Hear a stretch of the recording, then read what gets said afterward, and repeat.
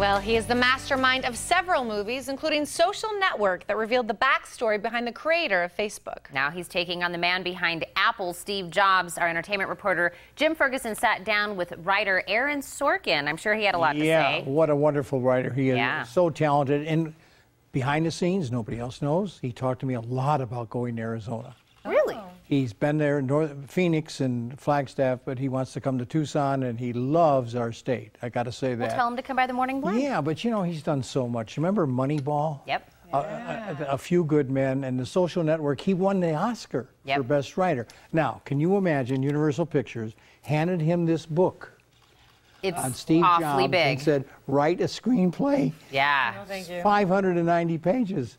And the Steve Jobs book. And wow. What a great job he did. But I sat down and had a nice chat with Aaron Sorkin, the screenplay writer of Steve Jobs.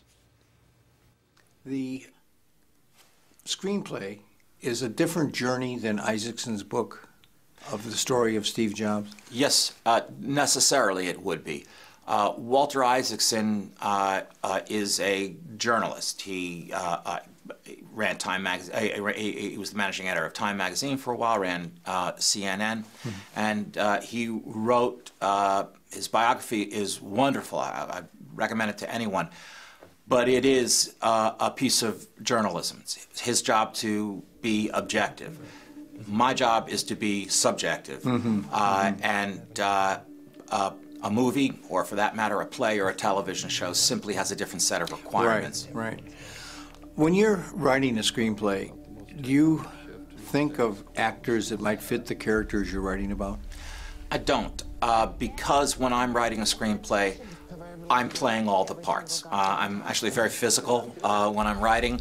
I'm talking out loud, whether I'm writing or not. It could be in my car, and I'll start arguments with myself, and I'm talking out loud to try to sort of get myself there to the scene. So I'm playing all the parts, men and women, children and grown-ups.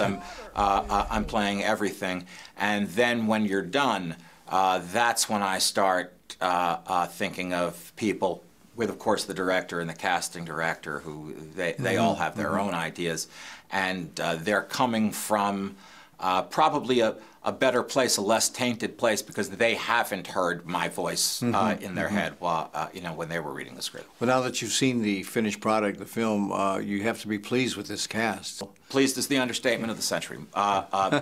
Michael and Kate and Seth and Jeff and Catherine and Michael Stolberg. These are world-class actors who certainly brought their A game to this.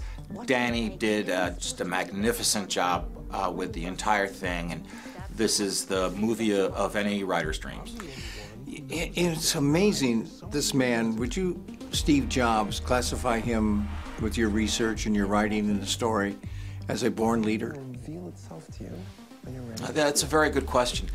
I can tell you, I'll answer yes, and the reason why is because to a man, to a woman, the people I talked with, no matter what sort of nutty story they had to tell about Steve, which they always told in a jovial way, they were all devoted to him and would have followed him into fire. And that was very, very fair by Aaron Sorkin to say that. As you said, Tina, there's been some controversy from the Apple people about this film.